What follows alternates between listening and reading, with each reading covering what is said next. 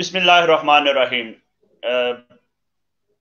नाजरीन, आज का प्रोग्राम यूरोप में रहने वालों और बरतानिया में रहने वाले तमाम ओवरसीज पाकिस्तानियों और मुसलमानों के लिए बहुत इम्पोर्टेंट है।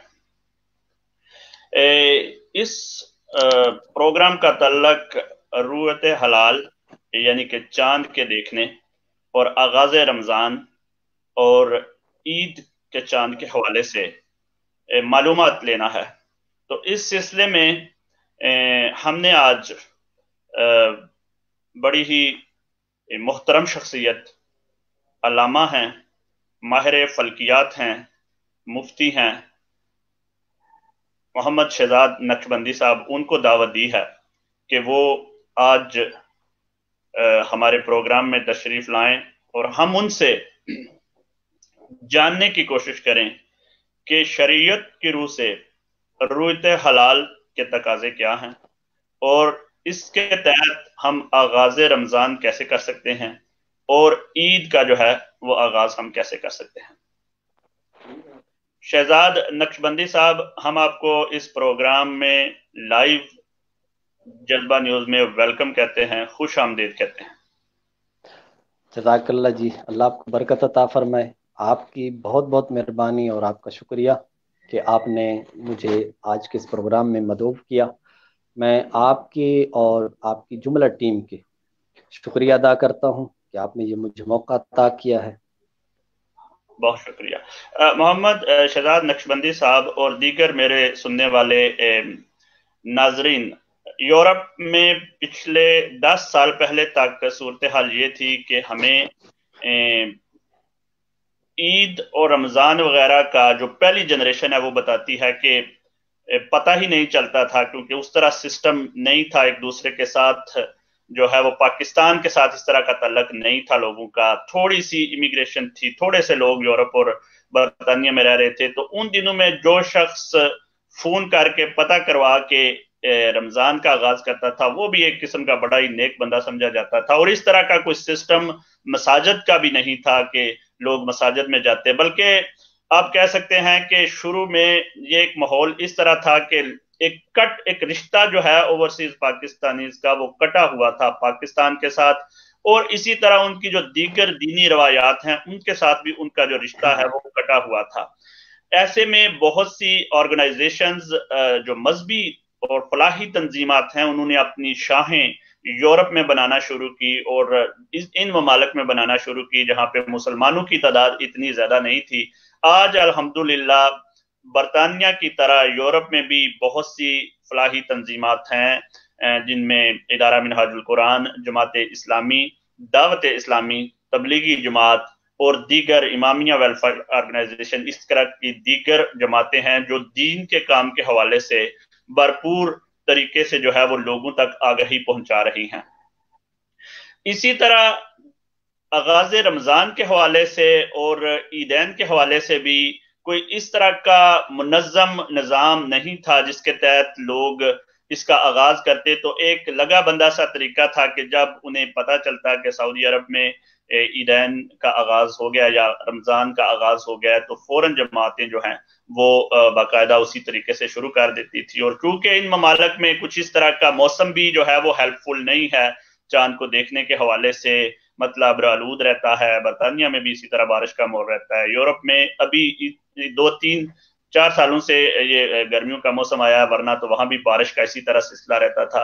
तो बहुत से ऐसी चीजें थी जो मुमकिन नहीं थी कि बाकायदा उन्हीं असूलों पर जो है वो अमल किया जाता और इसका तरीक़ेकार अपनाया जाता। लेकिन अब ये हुआ है कि पिछले 8-10 सालों में, या कह लें कि पिछले 4-5 सालों में, जिस तरह इन तंजीमात का एक बड़ा अहम रोल रहा है दीनी शार को और दीनी जो हमारे फ़राइज़ हैं उनकी आगाही के हवाले से और तरीक़ेकार के हवाले से, दूसरी जानब यह है कि अब इसमें कुछ मसाइल भी पैदा होना शुरू हो गए हैं। जैसे कि बरतानिया की तरह अब यूरोप में भी 2-2 दिनों में ईद और रमज़ान जो है वो आगाज होते हैं। मौलाना मोहम्मद शहजाद नक्शबंदी साहब, हमें यहाँ पे जो बच्चे हमारे स्कूलों में जाते हैं और पढ़ते हैं, उनके हवाले से बहुत से लोगों के तहफ़्फ़ुज़ात होते हैं कि जब वो टीचर से छुट्टी मांगते हैं तो टीचर आगे से कहती है कि कौन से दिन की छुट्टी करनी है, तो हम बाज़ दफ़ा ये भी नहीं बता सकते कि कौन से दिन छुट्टी करनी है। बाज़ दफ़ा ये है कि आधी क्लास के बच्चे कहते हैं कि हमने फलां दिन छुट्टी करनी है और आधी क्लास के बच्चे हम फलां दिन छुट्टी करते हैं। तो बहुत से ऐसे मसाइल हैं जिस पर हम जानना चाहते हैं। आप अहले इल्म हैं, आप माहिर फल्कियात भी हैं। सबसे पहले तो सिंपली आप मेरे नाज़रीन को ये बताएं कि आगाज़ रमज़ान के हवाले से शरई तकाज़े क्या हैं और कैसे हम रमज़ान का आगाज़ कर सकते हैं और ईद का जो है वो हम ऐलान कर सकते हैं। नहमदुहु व नसल्ली व नुसल्लिमु अला रसूलिहिल करीम, अम्मा बाद फ़अऊज़ु बिल्लाहि मिनश शैतानिर रजीम, बिस्मिल्लाहिर रहमानिर रहीम। महमूद चौधरी साहब, मैं आपका शुक्रगुजार करता हूँ। सबसे पहले अर्ज करूँगा कि इस चीज़ को समझना ज़रूरी है कि हिलाल है क्या, हम जिसको हिलाल कहते हैं, या फिर आजकल चूँकि मुख्तलिफ़ किस्म के नज़रियात सामने आ रहे हैं जिसमें से एक न्यू मून का भी है। तो सबसे पहले हमने ये समझना है कि जो चांद हमारा है इसकी पोजीशन क्या होती है। जब हम फलकियाती एतबार से, एस्ट्रोनॉमिकल पॉइंट ऑफ व्यू से जब इस चीज़ को समझेंगे तो फिर ये बात समझना हमारे लिए बहुत आसान हो जाएगा। इस वक्त सबसे बड़ा प्रॉब्लम जो मैं समझता हूँ, जो कि हमारी फील्ड है और हम लोगों के साथ हमारा एक ताल्लुक है, जिस तरह आज आपने कांटेक्ट किया है, कल इसी तरह बहुत सारे अफराद हैं अल्हम्दुलिल्लाह कि जो यूके के अंदर, यूरोप के मुख्तलिफ ममालिक के अंदर रब्ता करते रहते हैं और मुख्तलिफ चांद के हवाले से वो हमसे पूछते रहते हैं कि चांद की कैफियत और मून विजिबिलिटी फला महीने की क्या है, 29 तारीख को चांद नजर आएगा या नहीं आएगा। तो इस हवाले से सबसे पहले जो बुनियादी चीज मैं जिसको समझता हूँ वो ये है कि हम इस चीज को समझें कि न्यू मून क्या है और क्रीसेंट जिसको हम हिलाल कहते हैं ये क्या है। इसको हम अपने एस्ट्रोनॉमिकल लैंग्वेज के अंदर हम इसको कहते हैं कि ये मून फेसेस हैं, यानी चांद हम जो देखते हैं कि जनाब ये कभी घट रहा होता है, कभी बढ़ रहा होता है, तो ये आखिर इसकी वजह क्या बनती है। और इसी चीज को समझने के बाद हम बहुत सारी चीजों को समझ जाएंगे। सबसे पहली बात यह है कि न्यू मून क्या होता है। हमारी जो जमीन है, इस जमीन के आसपास सूरज और चांद गर्दिश करते हैं। हम जमीन को यहाँ पर स्टिल मान रहे हैं क्योंकि फलकियात को समझने के लिए ये जरूरी है कि हम जमीन को स्टिल माने। तो यहाँ जब हम जमीन को स्टिल मानते हैं और अब उसके बाद जो चांद होता है ये हमारी जमीन के गिर्द तकरीबन, अवामी जबान में बात कर रहा हूँ, तकरीबन 1 महीने के अंदर, यानी यूं समझिए कि 30 दिन के अंदर अपना एक चक्कर मुकम्मल करता है। जो हमारा सूरज है ये 1 साल के अंदर अपना एक चक्कर मुकम्मल करता है। अब जो चांद है ये चूंकि हमारी जमीन के गिर्द बहुत, इसका जो ऑर्बिट है ये बहुत क्लोज है, जबकि जो सूरज है वो बहुत दूर है, यानी तकरीबन 15 करोड़ किलोमीटर दूर सूरज है हमसे। तो जब सूरज अपना एक चक्कर मुकम्मल करता है उसको 12 महीने लग जाते हैं, 12 मंथ, और जो चांद है उसको 1 महीना लगता है। तो इस एतबार से अगर आप देखेंगे तो आसमान के अंदर जो इसकी पोजीशन बनती है वो ये है कि सूरज जब अपना एक चक्कर मुकम्मल करता है तो चांद उस वक्त अपने 12 चक्कर मुकम्मल कर रहा होता है। अब उसमें हर महीने एक ऐसी पोजीशन इनकी बनती है कि जिसके अंदर सूरज, चांद और जमीन ये बिल्कुल एक सीध में होते हैं, एक लाइन के अंदर होते हैं। और उस वक्त सूरज का, जमीन का और जो चांद है इनका जो एंगल है, जाविया है, वो 0 डिग्री का होता है।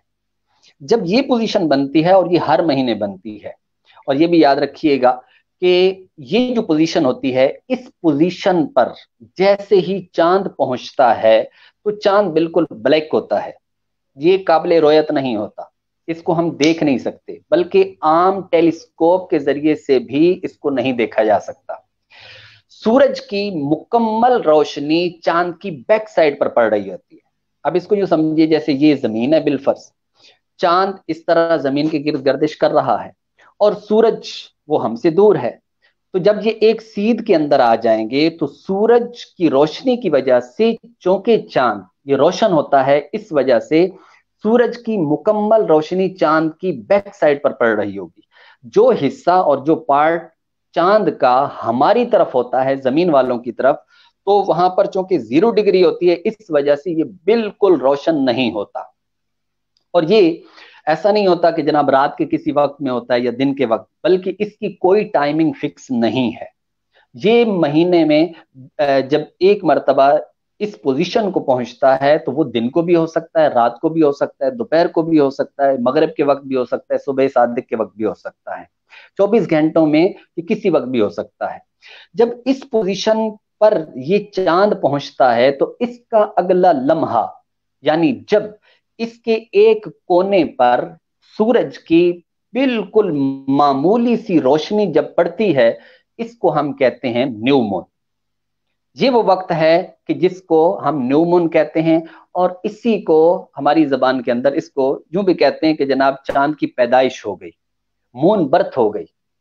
और आपने ये सुना होगा, मुख्तलिफ किस्म के फलकियात दान जब गुफ्तगू करते हैं तो आपने सुना होगा मुख्तलिफ चैनल्स पर भी, न्यूज पर भी आप भी चलाते होंगे कि जनाब इस मर्तबा मगरिब के वक्त फलां तारीख को चांद की जो उम्र है वो इतनी होगी। ये जो चांद की उम्र है, ये चांद की उम्र यानी मून एज जो होती है, ये इसी न्यू मून से ही इसकी इब्तिदा होती है। अब न्यू मून से जब इसकी इब्तिदा होती है, उस वक्त उसकी क्या क्या सूरत हाल होती है। नंबर एक, वो मुकम्मल ब्लैक होता है और टेलीस्कोप के जरिए से भी उसको देखना मुमकिन नहीं होता। नंबर दो, उसकी ये वाली पोजीशन जो होती है ये दिन के किसी भी हिस्से के अंदर हो सकती है। जैसे मैं इसकी एक मिसाल देता हूं, अभी पिछला जो रमजान का चांद गुजरा है, उसमें जो मून की बर्थ हुई है वो आपके इटली, गालिबन आप इटली में ही हैं, तो हाँ जी। इटली के अंदर, इटली में जनाब सुबह के 3 बजे न्यू मून हो रहा है, यानी मून की बर्थ हो रही है। अब उसके बाद क्या होता है कि मून एज वो मुख्तलिफ किस्म की, फिर जैसे ही ये जानिब मशरिक यानी ईस्ट की तरफ बढ़ता है तो इसको हम कहते हैं कि जनाब अब इसकी मून एज वो बढ़ रही है।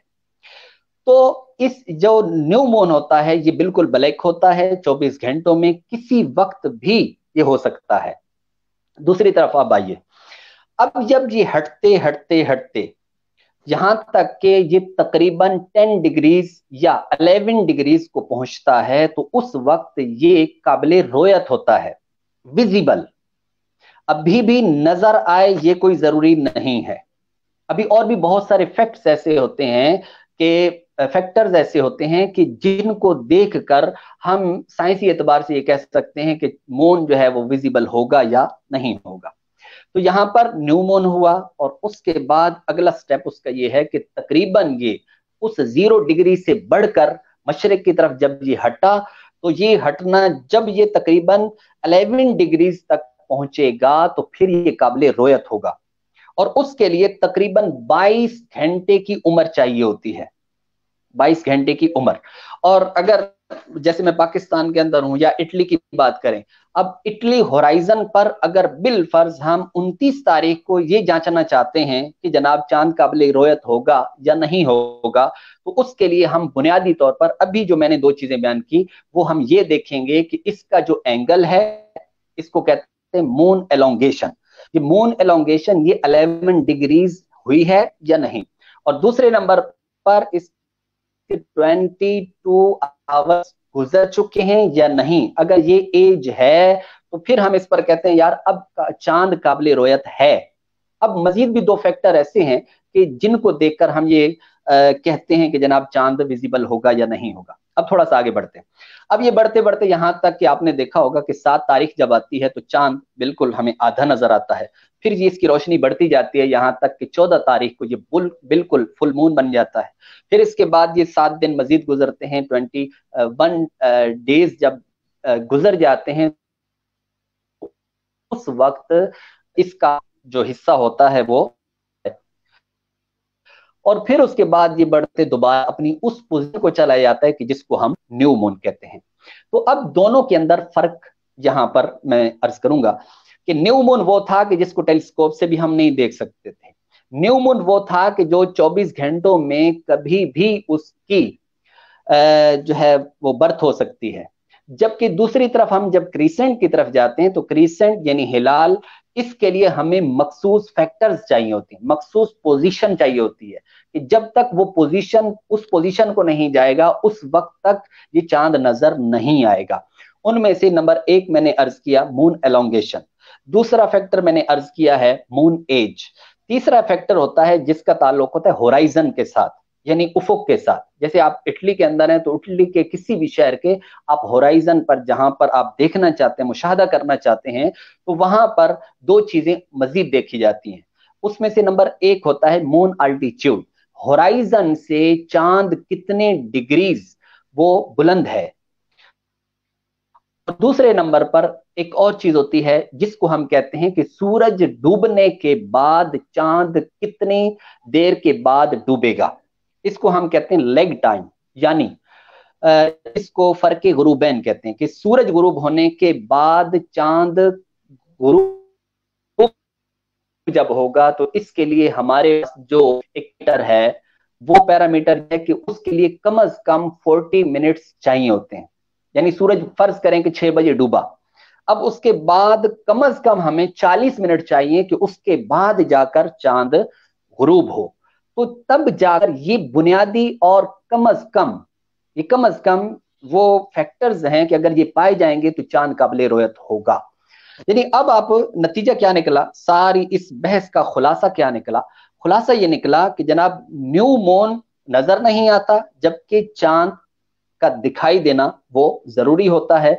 और उसके लिए ये जितनी मैंने फैक्टर्स अर्ज किए हैं कि चांद विजिबल इन फैक्टर्स की बेस पर होगा, उसके लिए ये भी जरूरी है कि शरई एतबार से गवाही भी हो, या तो बंदा खुद देखे, देखने के बाद फिर गवाही का जो सिलसिला होता है। तो ये बुनियादी तौर पर दो चीजें इनको समझना बहुत जरूरी है कि न्यू मून क्या होता है और क्रीसेंट क्या होता है। फिर उसके बाद हम आगे बढ़ते हैं और आगे बढ़कर इंशाल्लाह मजीद हम गुफ्तगू करते हैं। जी, जो जहां तक सादे अल्फाज में जो मुझे समझ आई आपकी इस पूरी तशरीह से कि अगर हमारा इटली में उनका कैलेंडर, जो भी कैलेंडर हम उठा लें उसके ऊपर लिखा होता है कि फलां डेट को न्यू मून होगा, तो मुझे जो समझ आई आपकी गुफ्तगू से ये कि उस कैलेंडर पे लिखा हुआ न्यू मून जो है वो रोयत की शराइत पर पूरा नहीं उतरता। रोयत के लिए जो है वो आपने एक डिटेल तफसीली निज़ाम बताया। तो क्या आप समझते हैं कि यहाँ पे जो एसोसिएशंस हैं जैसे दावत इस्लामी है या दीगर, उनके पास ये सारी सलाहियतें मौजूद हैं, निज़ाम के हवाले से वो इन चीज़ों को चेक कर सकते हैं यूरोप और यूके में रहते हुए?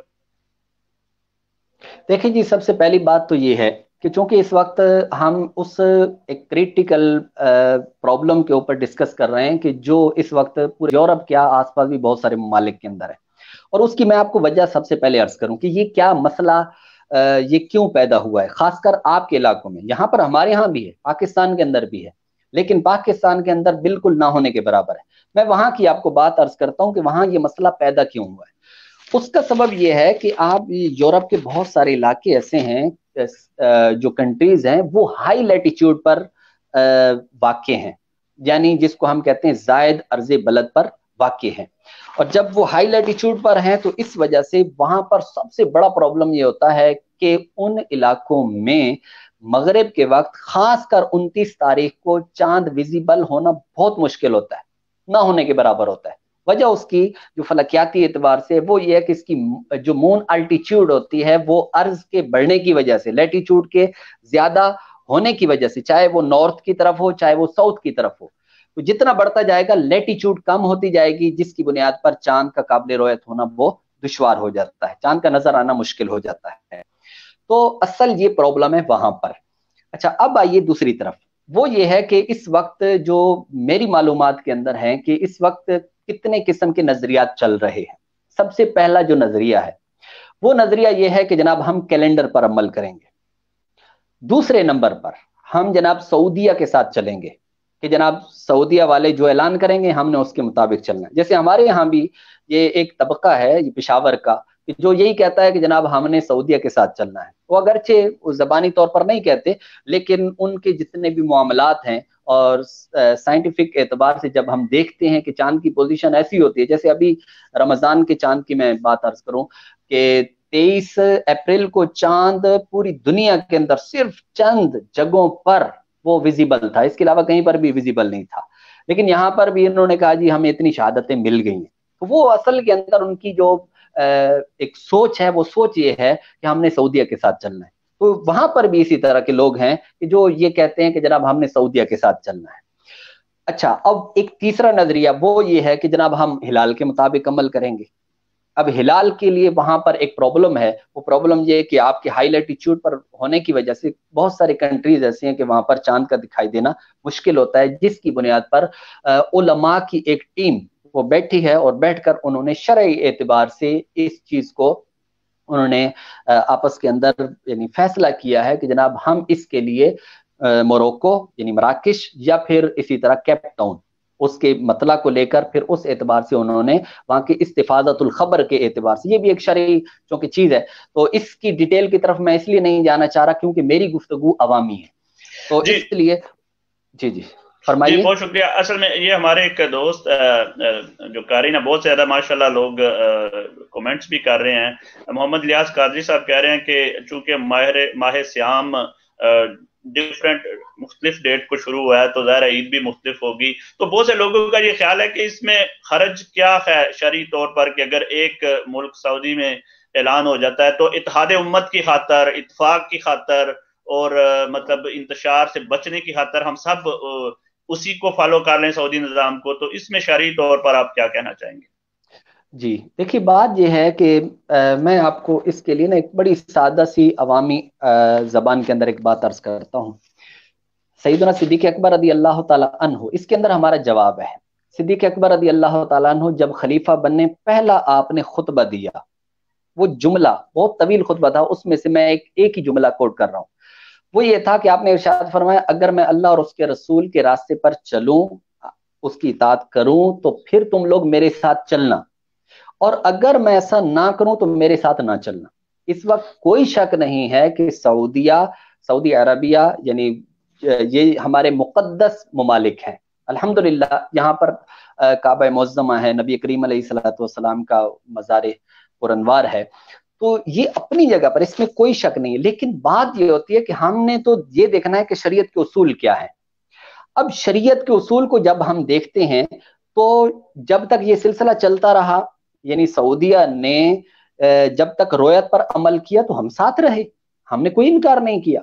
लेकिन जब जब ये इस उसूल से हट गए और हटकर वही उनके सामने जो चीज थी जिसको उन्होंने बेस और बुनियाद बनाया, वो ये था कि जनाब हम यूनिटी चाहते हैं, हम ये चाहते हैं कि इत्तेहाद उम्मत हो। और इत्तेहाद उम्मत की वजह से उन्होंने इस वक्त मेरी मालूमात के मुताबिक 3 पैरामीटर्स तब्दील किए हैं। अब इनको आपने समझना है। सबसे पहले इन्होंने वही न्यू मून कर लिया कि जनाब न्यू मून अगर 12 बजे के बाद रात को अगर न्यू मून हो जाएगा तो हमने महीने का आगाज कर देना है। फिर जनाब अहले इस्लाम की तरफ से दबाव पड़ा कि जनाब ये आप क्या कर रहे हैं। हदीस पाक में तो ये है, सही बुखारी की हदीस है कि सूमू लिरोयतिही व अफ्तिरू लिरोयतिही, कि जब तुम चांद को देखो तो तुम रोजा रखो और जब चांद को देखो तो रोजा खत्म करो, ईद करो। तो हदीस के अंदर तो ये है, शरीयत तो हमें ये बताती है। फिर उस दबाव की बुनियाद पर और उस प्रेशर की वजह से इन लोगों ने क्या किया, फिर एक और पैरामीटर बनाया, और वो पैरामीटर क्या था, उसको कहते हैं वजूद कमर का नजरिया। वजूद कमर का ये मतलब था कि जनाब उफुक पर चांद चाहे विजिबल हो चाहे ना हो, अगर वो 1 मिनट के लिए भी खड़ा है तो हम जनाब ऐलान कर देंगे कि ठीक है जनाब रमजान हो गया, शवाल हो गया वगैरह, यानी हम कमरी महीने का आगाज कर देंगे। और ये 2 नजरिए जब चले, 2 पैरामीटर जिन्होंने रखे। अब तीसरे की तरफ आइए। अभी कुछ अर्सा पहले, चंद साल पहले की बात हो रही है, मैंने इनकी वेबसाइट पर देखा तो वेबसाइट पर जनाब इनका फिर पैरामीटर जो था वो तब्दील हो गया। वो क्या किया इन्होंने, वो ये किया कि पूरी दुनिया के अंदर कहीं पर भी अगर चांद विजिबल होगा साइंसी एतबार से, एस्ट्रोनॉमिकल पॉइंट ऑफ व्यू से, तो इन्होंने कहा जी कि हमने ऐलान कर देना है। अभी ये रमजान जो गुजरा है ना, इसकी बेस यही थी कि चूंकि मैंने अभी अर्ज भी किया है अभी थोड़ी देर पहले कि पूरी दुनिया के अंदर कुछ ऐसी जगह थी कि जहां पर चांद विजिबल था, लेकिन इसके अलावा पूरी दुनिया के अंदर कहीं पर भी विजिबल नहीं था। तो इन्होंने अपने उसी नजरिए की बेस पर ऐलान कर दिया कि जनाब चांद हमें नजर आ गया है, और अगले महीने का इन्होंने ऐलान कर दिया। अब सवाल ये है कि जनाब ये जो 3 पैरामीटर्स इन्होंने मुकर्रर किए हैं, ये क्या शरीयत के बनाए हुए हैं या इंसानों के बनाए हुए हैं? अगर ये शरीयत के बनाए हुए हैं तो इस पर कोई दलील लानी चाहिए कि जनाब किसी हदीस के अंदर हो, किसी कुरान की आयत के अंदर हो, तो ऐसा नहीं होता। दूसरे नंबर पर, ये अगर पहली मर्तबा जो पैरामीटर था न्यू मून पर, अब उस वक्त उस पैरामीटर पर जनाब ये जितने लोगों ने अमल किया, जो कुछ भी किया, अब सवाल ये है कि कुछ अरसे के बाद ये पैरामीटर तब्दील हुआ, और जब ये पैरामीटर तब्दील हुआ, वजूद कमर का पैरामीटर आया, तो उस वक्त अब पहले वाला नजरिया ना रहा। अब पहले वाला ना रहा, पहले पर जिसने अमल किया उसका क्या हाल होगा, और अब जब जिस शख्स ने इस पर अमल किया उसका क्या हाल होगा, उसके रोजों का, उसके दीगर मामलात का क्या होगा। और फिर तीसरे नंबर पर, अब जो पूरी दुनिया के अंदर कहीं पर भी चांद विजिबल होगा कि उन्होंने ऐलान कर देना है, तो अब जब इस पर कोई अमल करेगा, अब न्यू मून अगरचे हो रहा है, अगरचे वजूद कमर का नजरिया वो भी यहाँ पर इनका पैरामीटर मौजूद है, लेकिन इसके बावजूद ये उस पर अमल नहीं कर रहे। अब सवाल ये है कि जनाब ऐसे पैरामीटर्स कि जो एक इंसान ने बनाए हैं, ऐसे पैरामीटर कि जो इंसान के बनाए हुए और शरीयत के मुकाबिल आ रहे हैं, शरीयत से टकरा रहे हैं, तो फिर हम याद रखिएगा, हम इस वजह से सऊदिया की बात को नहीं मानते, इसलिए कि ये उनके अपने अपने पैरामीटर्स हैं। जिस शरीयत की तरफ से जो पैरामीटर दिया गया है ये वो नहीं, तो इसलिए हम उनके चलते, हाँ, जो इत्तेहाद उम्मत, नबी करीम अलैहिस्सलाम के दौर अक़दस के अंदर कितने वाकयात ऐसे हुए कि जनाब एक इलाके वालों को चांद नजर आया और दूसरे इलाके वालों को चांद नजर नहीं आया। इन्होंने रोजा या ईद या जो भी मामलात थे वो किए, उन्होंने नहीं किए। तो अब इसको हम क्या कहेंगे कि जनाब इत्तेहाद उम्मत के लिए नबी करीम अलैहिस्सलाम को ऐसा कानून बयान कर देते? तो नहीं, शरीयत ने वो कानून बयान किया है कि जो हर वक्त के लिए है, हर दौर के लिए है और हर जगह के लिए है। यानी ऐसा नहीं हो सकता कि जनाब पाकिस्तान के लिए कोई और कानून हो, यूरोप और दीगर ममालिक के और हो, तो ऐसा नहीं। या कुछ वक्त के लिए तो कुछ और पैरामीटर हो, और कुछ जगहों वालों के लिए कुछ और पैरामीटर हो, कुछ और पैरामीटर हो। तो हुजूर के जमाने के अंदर तो रोयत पर मदार था, और अब इस जमाने के अंदर जनाब ये पैरामीटर तब्दील हो गया है। तो ऐसा नहीं है, शरीयत मुतहरा का कानून वो है कि जो आफाकी कानून है, कि वो हमेशा क़यामत तक के लिए चलेगा। मिसाल के तौर पर मैं अर्ज करूंगा, मिसाल के तौर पर अगर आप इसी चीज को देखें कि आज अगर माहिरीन फलकियात बिल फर्ज कहीं पर नहीं है, माहिरीन फलकियात नहीं है, तो अब क्या करेंगे? क्योंकि दिन ब दिन, यानी हम, ये तो ठीक है साइंस तरक्की कर रही है, लेकिन माहिरीन फलकियात अगर किसी जगह ना हो, ये मुमकिन तो है ना, तो अब क्या कहेंगे कि जनाब अब एक नया नजरिया यहां पर लेकर आओ? तो नहीं, ऐसा नहीं होगा। जी फरमाइए। जी, इसी के सवाल भी आ गया है कि अगर हम उन मतलब जो भी उन्होंने सिस्टम अपनाया, अगर उसको हम फॉलो नहीं कर रहे, तो फिर हम हज उनके साथ फिर कैसे कर रहे हैं? सऊदिया अगर हज का ऐलान करता है तो हज तो हमारा उसी तारीख को होता है, तो फिर उस सिलसिले में आप क्या कहेंगे?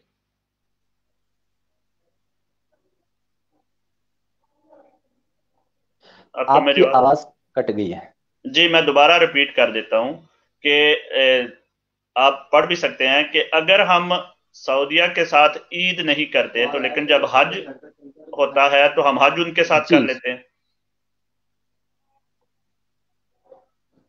जी बिल्कुल, मैं आपका मसला समझ। बात यह है कि ये है कि पूरी दुनिया के मुसलमानों का इसमें इफ्ताह के एतबार से, क्योंकि ये एक उसूली चीज है, बात चीजें ऐसी होती हैं कि जो हम हमारी मजबूरी बन जाती है कि हम अवाम को बिल्कुल खोल कर बता नहीं सकते, क्योंकि उनकी बहुत सारी पीछे एक चीजें होती हैं। जैसे एक पिछले दिनों हमारे एक दोस्त थे, वो बड़ी प्यारी बात कर रहे थे। उन्होंने कहा जी कि वो डॉक्टर होते हैं ना, तो अवाम को बात जब बताने के लिए आते हैं तो उनको जो है वो काफी निचली सतह पर उतर कर बात करनी पड़ती है। अभी भी मैं बहुत सारे नीचे उतर कर बात कर रहा हूँ, तो मैं जवाब तो अर्ज कर देता हूँ, वो जवाब ये है कि दरअसल इसके अंदर शरीयत के कुछ उसूल हैं, जिनको हम 6 उसूल कहते हैं, असबाब सित्ता जिनको कहते हैं। उनमें से एक उसूल ये है हरज। हरज, वो हरज ये होता है कि जनाब अब यहाँ पर अगर इन्होंने चूंकि ऐलान गलत किया अगर किसी मौके पर, अच्छा ये भी नहीं है, ये याद रखिएगा कि हर महीने का इनका ऐलान गलत हो ये कोई जरूरी नहीं है। जैसे अभी की चांद की ये जो 29 तारीख को अभी जो 23 मई आएगा ना, तो 23 मई अगरचे हमारे पाकिस्तान के अंदर और कई जगहों पर ऐसा होगा कि चांद विजिबल नहीं होगा, जैसे आपकी इटली में भी नहीं होगा, तो लेकिन वहां सऊदीया के अंदर मुमकिन है कि वहां चांद नजर आए, यानी अब शरई एतबार से ये दुरुस्त हो जाएगा। तो ये हर मर्तबा ऐसा नहीं होता, ये कभी कभी ऐसा भी होता है कि वो दुरुस्त भी हो जाता है, लेकिन जब कभी ऐसा नहीं होता तो उस वक्त शरई हुक्म क्या होगा।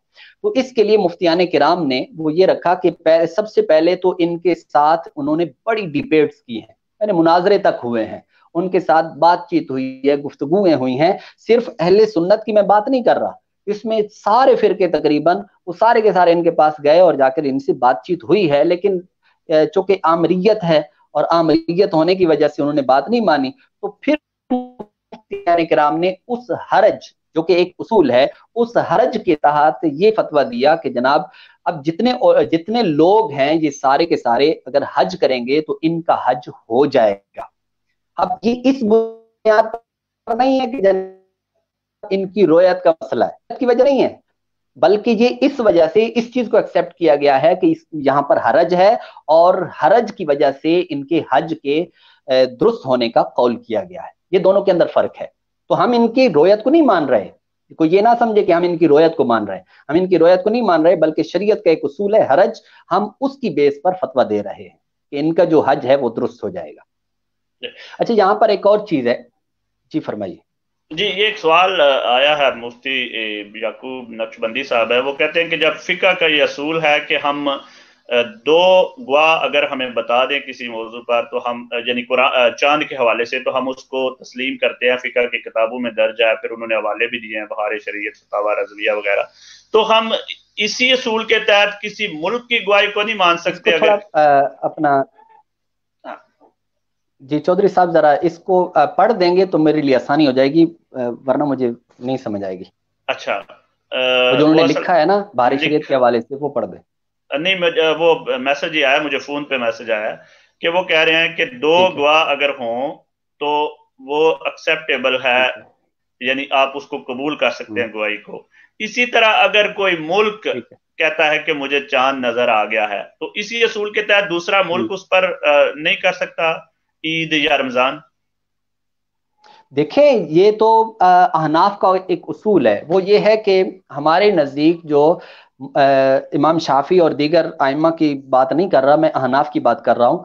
अहनाफ के नज़दीक जो इख्तिलाफी मताले है इसका एतबार नहीं है, यानी इसमें अगर बिल फर्ज कहीं से एक मुल्क वाले अगर वो शरई गवाही है जो उसूल शरीयत ने बयान किए, अब अगर वो शरई तौर पर गवाही वहां पर पहुंचती है और काजी के सामने, तो काजी बिल्कुल उसको एक्सेप्ट करेगा अगर वो तमाम जो शरई तकाजे हैं वो पूरे करे तो इसमें तो कोई वो कलाम ही नहीं है। इस पे तो वाज़े तौर पर हमारी किताब बहार शरीयत क्या हर फिक की जो बुनियादी किताब है उसके अंदर ये बात लिखी हुई है कि जनाब जो इख्तिलाफ मताले हैं हमारे नज़दीक वो मोतबर नहीं है, लिहाजा कहीं से भी अगर कोई गवाही ऐसी आती है जो शरई एतबार से तकाजे पूरे करे दुरुस्त है, इस पे तो कोई कलाम ही नहीं है। माशाल्लाह बड़ा मजा आ रहा है आपसे गुफ्तगू का। बहुत से जो प्रोग्रेसिव किस्म के स्कॉलर हैं उनका ये कहना है कि चूंकि ये बॉर्डर वगैरह जो बने हैं ये अभी मतलब 50-60 साल पहले बने हैं, तो ममालक की तकसीम हुई एक सेकंड वर्ल्ड वार के बाद, अगर ये इस वक्त कोई इस्लामी खिलाफत पूरी दुनिया में मौजूद होती और एक मतला होता तो क्या खिलाफत जो है वो हर मुल्क में अलग अलग कहती जी आपने ईद आज करनी है, आपने कल करनी है, या वो भी ये कहते कि चूंकि एक जगह पे नजर आ गया है तो अगर 4 बरे-आज़मों में हुकूमत होती तो वो सारे ईद इकट्ठी ना करवा देते। इस हवाले से ये प्रोग्रेसिव लोगों का सवाल है एक लिहाज से। देखें असल में यही बात होती है कि वो कुछ चीजों को ना आपस में मर्ज कर दिया जाता है, वो फर्क नहीं किया जाता। अब यहाँ पर आप खिलाफत की बात कर रहे हैं, यहाँ खिलाफत की बात नहीं है, यहाँ पर बात है जनाब विलायत की। विलायत ये होती है कि जो एक काजी इस्लाम होता है उसकी जो विलायत होती है वो जितने भी आसपास के लोग होते हैं जो उनसे वाबस्ता होते हैं, और जब वो कज़ा करता है तो उस कज़ा के अंदर ज़िम्नन इसको भी शामिल किया गया है। ये जो रोयत हिलाल है, इसको जो गवाही वगैरह लेनी है, ये जो काजी बनाए जाते हैं, इसको भी उसी के साथ रिलेट किया गया है।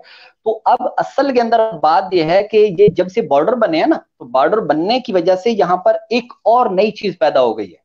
वो ये है कि जो एक मुल्क का मुफ्ती है, जैसे मैं अपने मुल्क की बात कर रहा हूँ, मुफ्ती मुनीबुर रहमान साहब हमारी रोयत हिलाल कमेटी के, मरकजी रोयत हिलाल कमेटी के चेयरमैन है। तो अब ये जो कि हमारा जैसे हिंदुस्तान है या दीगर ममालिक को आप ले लें, तो यहाँ पर जो मुफ्ती साहब हैं इनकी विलायत सिर्फ अपने हद तक है, अपने मुल्क तक है, इनकी विलायत कहीं और नहीं चलेगी। अब ऐसा नहीं होगा कि इन्होंने ऐलान किया तो अब हिंदुस्तान वाले बोले कि जनाब ठीक है जी, अब चूंकि मुफ्ती मुनीबुर रहमान साहब ने ऐलान कर दिया है, हम भी ईद मनाएंगे, हम भी रोजा रखेंगे, ऐसा नहीं होगा। बल्कि इनको अपने मुफ्ती साहब जो जिनको विलायत हासिल है, तो वो उनकी बात को मानेंगे। हाँ, अगर कोई ऐसी सूरत हाल बन जाती है कि जनाब वो दोनों मुल्क या तीनों मुल्क जितने भी हैं उनके लिए काजी एक मुकर्रर किया जाता है तो फिर ठीक है, लेकिन वो सूरत हाल हमारे यहाँ है नहीं। तो इसलिए जो एक मुल्क का काजी होता है तो उसकी विलायत वो एक मुल्क की हद तक महदूद रहती है, उसकी जो विलायत है वो दूसरे मुल्क वालों के लिए नहीं होती।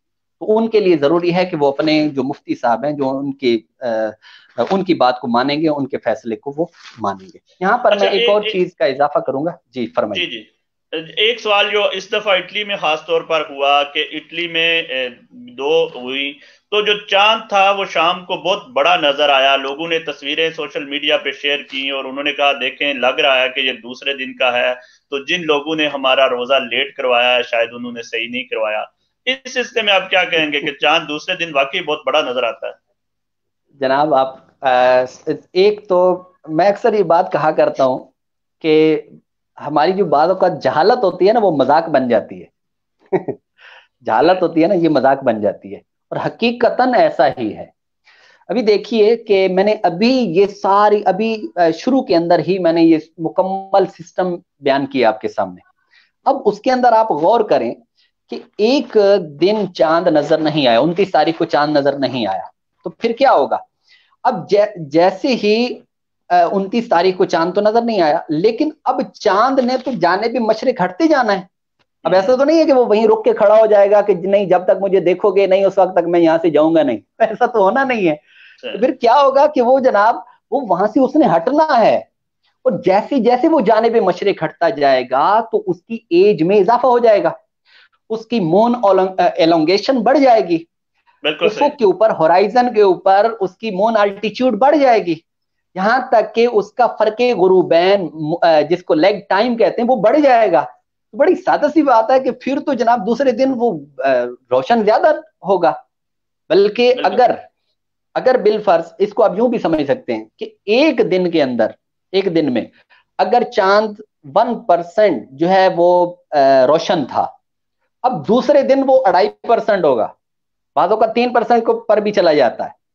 तो जनाब वो तो चूंकि उसकी एक पोजीशन ही ऐसी है कि वो तो होना ही होना है। बल्कि आपको एक मजे की बात बताऊं, नबी करीम अलैहिस्सलाम ने खुद, तबरानी की रिवायत है, हुजूर ने इरशाद फरमाया कुर्बे क़यामत बाज 29 के चांद होंगे। आप तो 30 की बात कर रहे हैं ना, दूसरे कह रहे हैं ये अवामी बातें होती हैं कि जनाब ये 2 दिन का चांद है। भाई चांद खत्म नहीं होता, जब आपको नजर भी नहीं आता तो उस वक्त भी ये होराइजन पर मौजूद होता है, अगरचे विजिबल नहीं था। लेकिन वो एक अलग बात है कि शरीयत ने हमारे लिए जो चीज रखी है वो तो हमारे लिए रोयत रखी है। तो चांद होता है। अब यहां तक कि जनाब हम खुद चूंकि इस फील्ड के बंदे हैं, इस वजह से हम मून सेट यानी किस वक्त चांद गुरूब होता है ये हम बयान करते हैं। ठीक है, अब चाहे किसी भी दिन का आप हमसे पूछेंगे, हम जनाब फौरन आपको बताएंगे जनाब वो ये है। इसी तरह मून राइज वो भी हम आपको बता देंगे। ये चीज एक अलग है बात। आप इस चीज को समझिएगा और इस चीज को फोकस करें कि जनाब हमारा जो शरीयत का मदार है वो देखने पर है, और देखने पर अगर चांद था आपको नजर नहीं आया, जैसे हदीस के अंदर वाज़े तौर पर मौजूद है, बुखारी शरीफ की हदीस है, हदीस नंबर है 1835। उसमें हुजूर अलैहिस्सलाम ने इरशाद फरमाया, बल्कि 33 के अल्फाज में आपको पढ़ के सुना देता हूँ, इससे तो बिल्कुल वाज़ेह हो जाता है। हुजूर ने फरमाया अश्शहरु तिस्उन व इशरून लैलतन, फरमाया जो चांद होता है वो 29 रातों का होता है। अच्छा, फला तसूमु हत्ता तरौहु, तुम रोजा ना रखो जब तक कि चांद को ना देख लो। फ़इन हुम्मा अलैकुम, अगर उसके ऊपर बादल आ जाए, अगर वो तुम्हें दिखाई ना दे, अगर वो ढक जाए बादलों की वजह से, अब बताइए चांद तो मौजूद है सही बात। लेकिन आपको नजर नहीं आया, तो अब इसको क्या बोलेंगे? अच्छा, यहां तक मैं आपको अर्ज करूं कि अगर बिल फर्ज पूरी दुनिया के एस्ट्रोनॉमी जानने वाले एस्ट्रोनॉमर्स हजरात हैं, अगर ये कहें कि जनाब 100% चांद नजर आएगा, और तब भी अगर 29 तारीख को मतलब अबर आलूद हो गया है, कहीं पर भी पूरे मुल्क के अंदर कहीं पर भी जनाब चांद नजर नहीं आया, तो अब क्या करेंगे आप? तो उस मौके पर फिर आपके लिए जरूरी है कि आपने 30 दिन मुकम्मल करने, जो हुजूर ने फरमाया अकमिलुल इद्दत सलासीना, फिर 30 की गिनती मुकम्मल करो। तो इस वजह से वजूदे कमर का इनकार नहीं है। वजूदे कमर को आप समझेंगे, वजूदे कमर है, आपको नजर नहीं आया वो एक अलग बात है।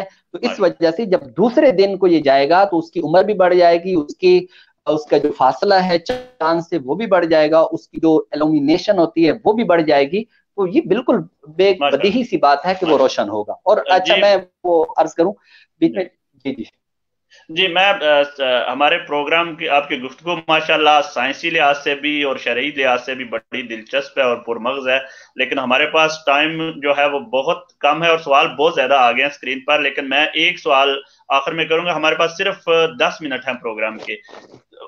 ये एक सवाल बड़ा इंपॉर्टेंट आया मोहम्मद इलियास कादरी साहब का दोबारा, कि क्योंकि यूरोपीय ममालिक में हलाल के काजी होने का मसला कैसे हल किया जा सकता है। और इसी को मैं आखिरी सवाल बनाता हूं आपके लिए कि सोल्यूशन क्या है, क्योंकि जो आपने चीजें बताई मतलब सारी, सिर्फ आपने कैलेंडर नहीं देखना, आपने रोयत देखनी है, अगर रोयत का निजाम नहीं है तो आपने जो करीबी ममालिक हैं उनको देखना है, मरोकश को, और दूसरा जो मुल्क कैलेंडर को फॉलो कर रहे हैं वो हमारे लिए हुज्जत नहीं है। और लेकिन यह है कि हमारे यूरोप में अगर हम इटली की बात करते हैं तो हमारे वहां पे तो कोई ऐसा काजी नहीं होगा जो हमें बताएगा कि भाई कर लो ईद या ना करो। तो ऐसी सूरत में हम क्या करें तमाम उलमा कराम मुख्तलिफ मसालक के, कि वो एक नुक्ते पर इसका कोई सोल्यूशन, इसका कोई हल निकल सके। बहुत शुक्रिया। माशाल्लाह। देखिए, गुजारिश ये है कि इस वक्त मेरे जहन के अंदर कुछ सवालात हैं। आपने फरमाया कि टाइम कम है, मैं उनको सिर्फ बयान करना जरूरी समझता हूँ, सिर्फ सवालात, ताकि लोगों के जहन में हो कि जनाब इनके हमारे जहन में ये चीजें हैं, हमारे जहन में ये चीजें हैं। ऐसा नहीं है कि जनाब वो चीज हम आंखें बंद करके जो है ये सब कुछ कर रहे हैं, ऐसा नहीं है। बहुत सारी चीजें हमारी पेश नजर है। सबसे पहला सवाल जो ज्यादातर किया जाता है कि जनाब कैलेंडर बना लो, नमाजों में भी तो कैलेंडर बना ही लिया ना आखिर, ठीक है। ये आमतौर पर सवाल होता है। इसी तरह फिक्र की किताबों के अंदर एक अल्लामा सुबकी गुजरे हैं रहमतुल्लाह अलैह, उनके कलाम के अंदर एक शुबा है कि वो हिसाब के कायल थे। हालांकि आला हजरत रहमतुल्लाह अलैह ने उसकी भी तत्बीक बयान फरमाई है, ये एक अलग बहस है ना। लेकिन अब वो जो फिक के लिहाज से वो भी एक एतराज कोई कर सकता है कि जनाब हिसाब का एतबार देखो उधर तो हुआ है, तो इसके भी सारे जवाब फकीर जहन में हैं, लेकिन चूंकि वक्त नहीं। अब आइए को अर्ज करूंगा, अवामी बात करूंगा और ये हर बंदे को समझ आने वाली बात है। मैं एक मिसाल अर्ज करता हूँ। मिसाल के तौर पर जनाब कुछ पैरामीटर्स ऐसे हैं कि एक इस बंदे ने बनाया, एक इस बंदे ने बनाया, एक इस बंदे ने बनाया, ठीक है। अब उस वक्त एक ऐसा है कि जो अल्लाह और उसके रसूल का है। मुझे बताइए अवाम को क्या चाहिए, वो कहां जाए? उधर शक है, उस पर कलाम हो सकता है, जैसे मैं अभी कलाम कर ही रहा हूं ना, दीगर कई उलमा को, कई मुफ्तियाने किराम को इस बात पर, भाई पूरी दुनिया के कितने उलमा हैं कि जनाब खुद सऊदीया के मुफ्ती, मेरे पास इबारतें मौजूद हैं, वो खुद इनके खिलाफ है। ये सिर्फ आमरीयत की बुनियाद पर ऐसा चल रहा है। तो मेरे पास उनकी इबारतें मौजूद हैं, वो इस बात के कायल हैं कि जनाब रोयत पर ही मदार होना चाहिए। तो अब जनाब एक तरफ अल्लाह और उसके रसूल का फरमान है, दूसरी तरफ बंदों ने कुछ उसूल बनाए हैं। तो बड़ी सादा सी बात है कि अब मैं खुद अपना फैसला करूं, मैंने कहां जाना है। अच्छा, फिर दूसरी बात, अगर ये जो रोयत वाला मामला है, क्या कुछ अरसे से ये पैदा नहीं हुआ? ये चंद साल से, या आप 10 साल कर लें, 20 साल कर लें, 50 साल कर लें, लेकिन उससे पहले कौन सा पैरामीटर चला है? तो आखिर रोयत का ही चला है ना। जी तो जी। हुजूर के दौर से जब यही चल रहा है, तो फिर हमें चाहिए कि यार जो बिल्कुल जिस पर इत्तेफाक है, इसमें तो कोई कलाम नहीं है। मसलन जो लोग ये कहते हैं कैलेंडर पर अमल करना चाहिए, जो कहते हैं न्यू मून पे अमल करना चाहिए, जो कहते हैं वजूद कमर पर अमल करना चाहिए, जो भी इस तरह के कलाम करते हैं, उनसे सिर्फ एक ही सवाल कर लें कि जनाब, अगर कोई शख्स रोयत हिलाल पर अमल करके अगर वो रोजा रखता है या वो ईद करता है या दीगर मामलात करता है, क्या उसका रोजा या ईदैन होंगी कि नहीं? मेरा एक ही सवाल है। उनसे सिर्फ यही सवाल कर लें कि जनाब, क्या उसका होगा कि नहीं? किसी में हिम्मत ही नहीं है कि इस चीज का इनकार कर सके, क्योंकि इस पर तो ऑब्जेक्शन हो सकता है कि जनाब आपने न्यू मून कहां से लिया, इस पर तो ऑब्जेक्शन हो सकता है वजूद कमर का नजरिया कहां से लिया, इस पर तो ऑब्जेक्शन हो सकता है कि पूरी दुनिया के अंदर कहीं पर भी चांद विजिबल होगा तो हम जनाब ऐलान कर देंगे, इस पर तो ऑब्जेक्शन हो सकता है। इस पे ऑब्जेक्शन नहीं हो सकता कि जनाब रोयत के ऊपर हमने ऐसा क्यों किया है। तो मेरी गुजारिश ये है कि आप ऐसा करें, इटली है, बल्कि यूरोप के जितने भी हैं ममालिक, आप इटली को ले लें, जर्मनी है, स्पेन है, इनको इनके अंदर टीम बनाएं, उलमा की टीम। मेरी अभी जब ये गुफ्तगू हमारी चल रही थी तो उन्होंने मुझे ये फरमाया भी है कि हमने इसके लिए कोशिशें भी की हैं और मुख्तलिफ उलमा को हमने जमा किया, उलमा को जमा करके हमने अल्हम्दुलिल्लाह वहां पर उनको गाइड भी की है, उनके साथ हमने बातचीत की है। तो वो तकरीबन अक्सरियत उलमा की इस बात की तरफ थी कि जनाब ठीक है जी, हम रोयत पर ही अमल करेंगे। तो इस तरह किसी बड़े मुफ्ती साहब को, जैसे पिछले दिनों मुझे पता चला मुफ्ती शम्सुल हुदा मिसबाई साहब भी आए थे, तशरीफ लाए थे यूके से, तो जैसे वो तशरीफ लाए हैं तो उनके सामने सारे, वो एक बहुत यानी मंचे हुए मुफ्ती जिसको कहते हैं वो हैं, तो उनको एक मरतबा फिर इनवाइट कर लें, इनवाइट करके उलमा को, मुफ्तियान किराम को वहां पर जो आपके मौजूद हैं उनको बिठाएं और बिठाकर फिर एक कमेटी आप तश्कील दे दें और एक कमेटी बन जाएगी। फिर उसके बाद आप बेशक ऐलान करवाएं, इस्तिफादतुल खबर है, गवाहियां, जो भी मामला हैं सारे करें। तो ये बहुत आसान तरीका है। बहुत शुक्रिया। टाइम का दामन बहुत कलील था और इसके बाद प्रोग्राम है, इस हमारी जो वेबसाइट है इस पर चलते रहते हैं। आपका बहुत शुक्रिया, आपने टाइम निकाला और बड़ी तफसील से एस्ट्रोनॉमी के हवाले से और माहिर फल्कियात के हवाले से और शरीयत के हवाले से और फिर न्यू मून का और हलाल का आपने फर्क बताया, फिर आपने जो है वो रोयत का मसला जो है वो उसको क्लियर किया। तो मैं आपका बहुत शुक्रिया अदा करता हूँ। आखिर में आपने सोल्यूशन भी दिया कि अगर तमाम मसालक के उलमा और इकट्ठे बैठ जाएं और किसी एक नुक्ते पर इकट्ठे हो जाएं तो वो ज्यादा बेहतर होगा हम सब मुसलमानों के लिए। हमारे जो बच्चे स्कूलों में जाते हैं उनके लिए कोई मसला नहीं होगा। अगर शरीय नुक्ते पर हम सब मुत्तकिज़ हो जाएं तो शरीयत के हवाले से हमें कोई मसला नहीं होगा। बहुत शुक्रिया सर। मुझे उम्मीद है कि अगर हमें दोबारा किसी अहम मौजू पर आपको हम दावत दें, किसी दीनी मसले पर यूरोप में जो हमारे साथ इंशाल्लाह मसाइल है, तो बिल्कुल आप जरूर तशरीफ लाएंगे। बिल्कुल बिल्कुल, बंदा नाचीज हाजिर है, आप जब भी फरमाएंगे इंशाल्लाह मैं हाजिर होऊंगा।